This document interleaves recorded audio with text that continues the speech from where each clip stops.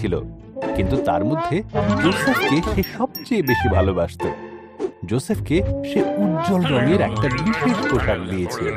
যোসেফের ভাইরা তাকে হিংসা করত, তারা তাকে ঘৃণা করত। কিছু স্বপ্ন দেখত।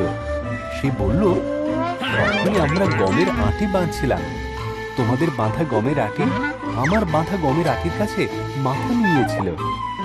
এই শুনে যোসেফের ভাইরা তাকে আরো হিংসা করতে লাগলো।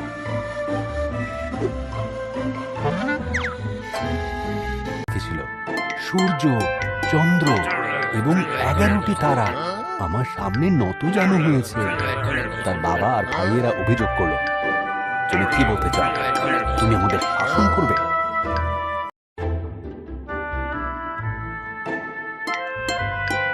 মাঠে মেষ চড়াচ্ছিল।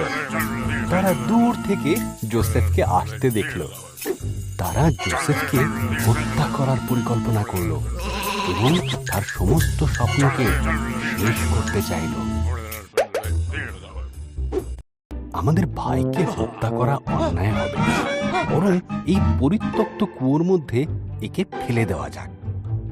তখন তারা যোসেফের বিশেষ পোশাকটি খুলে নিল এবং তাকে কুয়োয় ফেলে দিল। ওই পথে মিশর যাচ্ছে।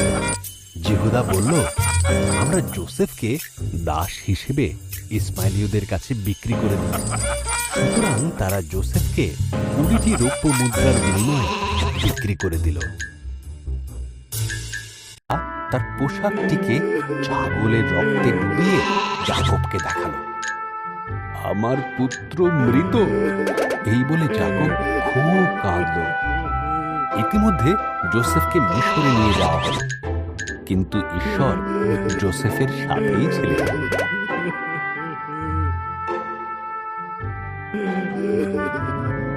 ইসমাইলীয়রা যোসেফকে ফরৌনের এক সেনাপতি পটিফারের কাছে বিক্রি করে দিল।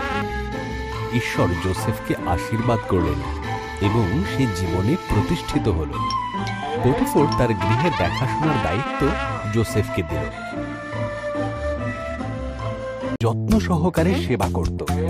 এদিকে পটিফারের দুষ্ট স্ত্রী যোসেফকে দিয়ে ঈশ্বরের বিরুদ্ধে পাপ কর্ম করাতে চেষ্টা করে। যোসেফ অস্বীকার করে।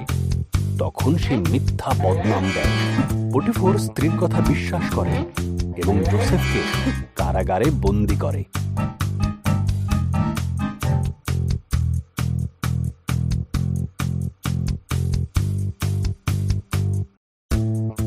দুই দাসের সাথে যোসেফের পরিচয় হয়। তাদের প্রত্যেকের একটি করে স্বপ্ন ছিল।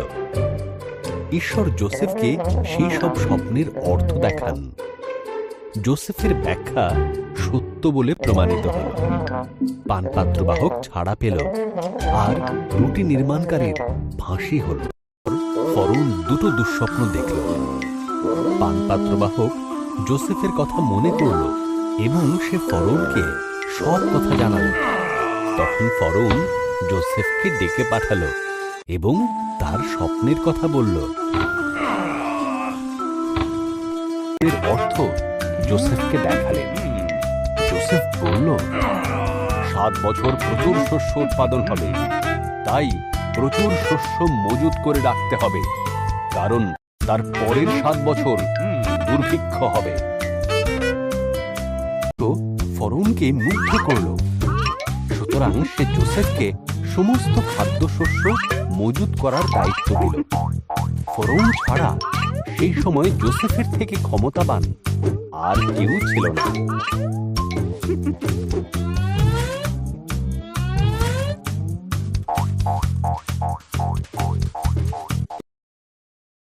যোসেফের ভাইয়েরা খাদ্যশস্য কেনার জন্য মিশরে গিয়েছিল। তারা যোসেফের কাছে নতজানু হলো, কিন্তু তাকে মোটেই চিনতে পারল না। যোসেফ যখন দেখল তার ভাইয়েরা বদলে গেছে, তখন সে তার পরিচয় দিল। ভয় পেয়ে গিয়েছিল। যোসেফ তাদের বলল, তোমরা আমার ক্ষতি করতে চেয়েছিলে, কিন্তু ঈশ্বর তার পরিবর্তে ভালোই করলেন। আমাদের পরিবারের সবাইকে মিশরে নিয়ে এসো। এখানে খাবারের কোনো অভাব নেই।